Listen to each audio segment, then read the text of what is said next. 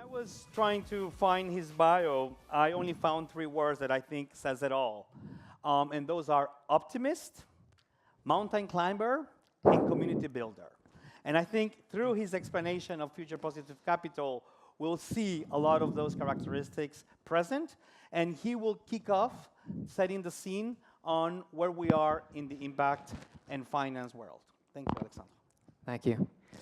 Hello, everyone. It's a pleasure to be here. Thanks for joining us. I guess I'm going to speak a bit less about what we do and a bit more about how we see the context in which we're operating and why we think now is an essential time to start financing the types of companies that we finance. So what do we do in a nutshell? Just to give you a bit of background, we fund entrepreneurs that apply advanced technologies, otherwise known as deep technologies, anything from AI, robotics, new materials, biotechs and biogenetics, etc., to massive global needs, deploying both scalable and profitable solutions. And we think now's a really favorable time to invest in those types of businesses because we see this perfect storm come together. If you think about the macroeconomic environment that we operate in, and I'll just share a few numbers, there's 88% of our generation that wants to work for purpose-driven businesses. That's a macro secular trend that's here to stay.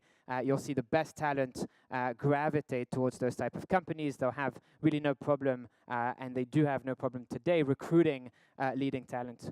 If you then think about the consumer market, there's 91% of consumers globally that want to buy sustainable products. They may not have access to it, they may not have the purchasing power to do it yet, but there's a real shift in the intention in the consumer market, and that's translated in B2B markets as well.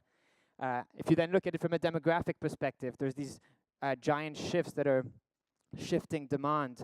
There's 3 billion people that are coming online in the next few years, primarily from emerging markets. There's 1.5 billion people that are under 30 in Africa. There's 1 billion people that are over 65 years old.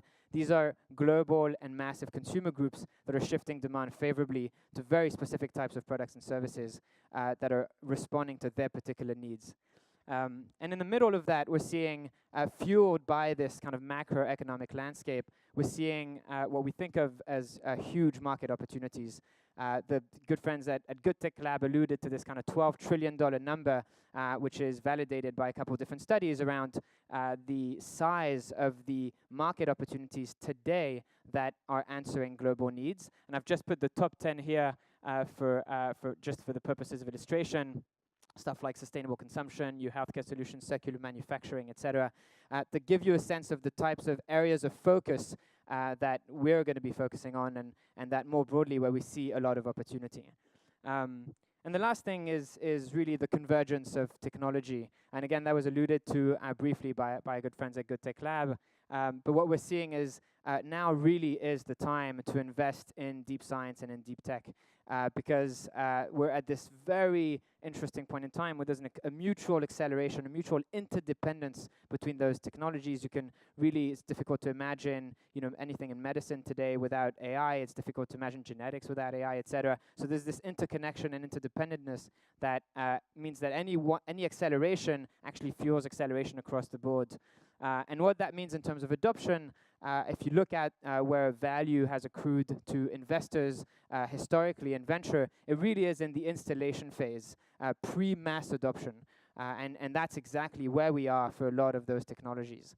So we think now's the perfect time, based on all of the data that we're seeing, to invest in businesses that are deploying deep tech to solve major global needs for a lot of those reasons. And that's the way to provide what we think of as asymmetric returns from a venture perspective, but also while significantly progressing or advancing society. And yet, when we look at the space, when we look at the landscape, oh, sorry, I was a slide late. When we look at the landscape, we're seeing a huge funding gap in the way that venture capital is deployed today, particularly in Europe.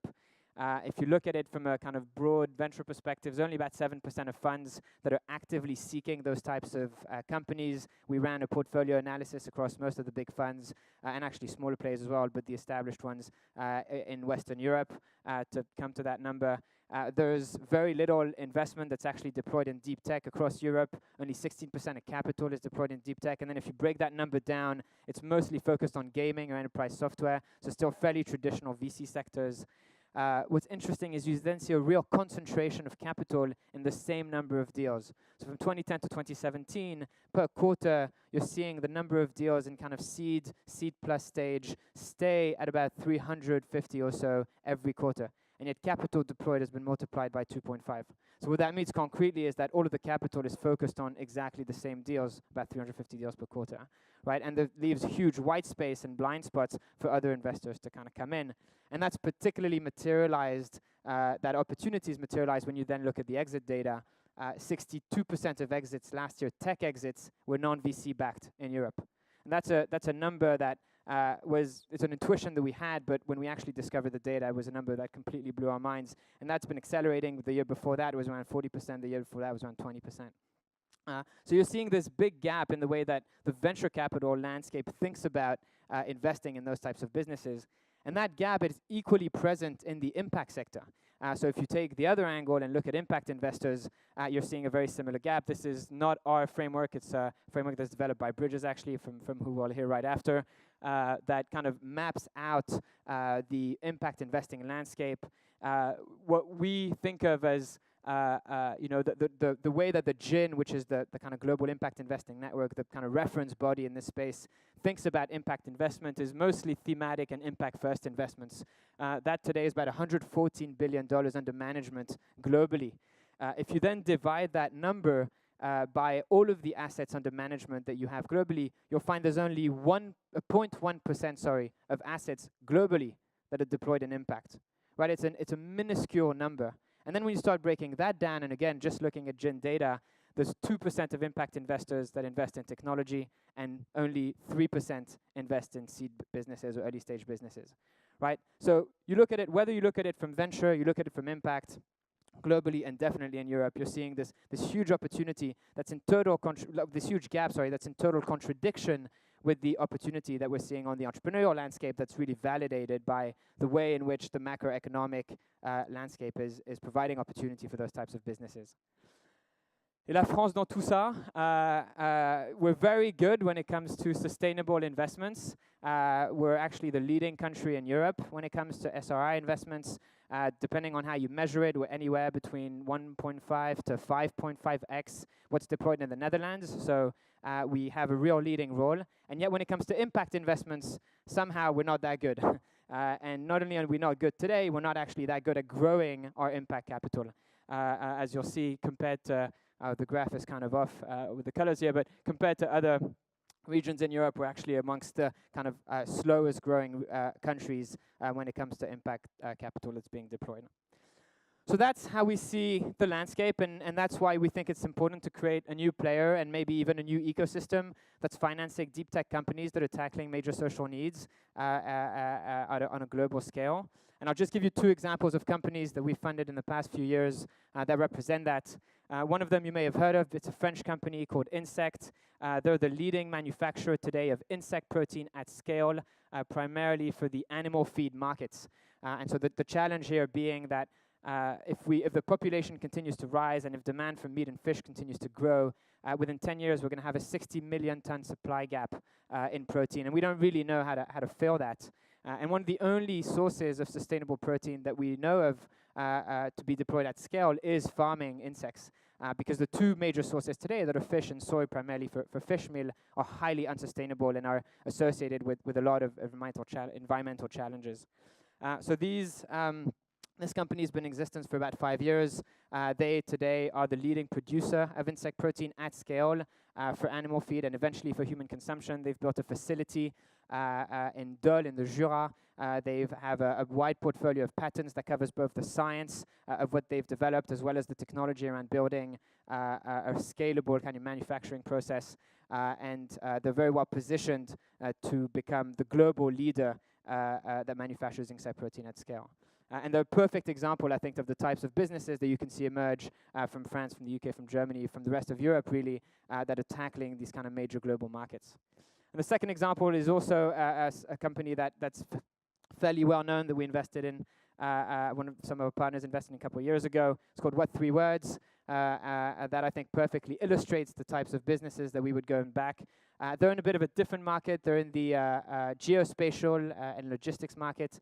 They've effectively built a system that gives everyone in the world an address, right? So there's 4 billion people globally that don't have a physical address. That's 75% of the world's population. And what these guys have done is they've divided the surface of the Earth in 57 trillion squares, 3 by 3 meter squares, and each square has a unique 3-word identifier. So where I am now might be, chair, sky, purple, and where you might be could be, whatever, green, cow, horse, or something like that. And that becomes the simplest addressing system in the world. They've now deployed this for a number of different markets. There's 10 countries around the world that have adopted it formally alongside the Postal Service. If you go to Mongolia, Djibouti, Ivory Coast, you can now send a package with a 3-word address that gets to destination. They've deployed it in navigation. Daimler took a stake in the companies, deployed it in the A-Class and the E-Class to ease the communication between the driver and the car. They've deployed it in a number of other industries, notably in logistics. They've actually found in logistics that it's an essential solution to solve the last-mile delivery problem. You can gain 30 to 42% time by using a wet 3-word address versus a London address, even though there's some of the most sophisticated kind of postcodes in the world in London, the most detailed postcodes. So that's what we do in a nutshell. I'll stop there because I know there's a long session with many more speakers that are coming, but thank you for having me and hope you're as excited about this as I am.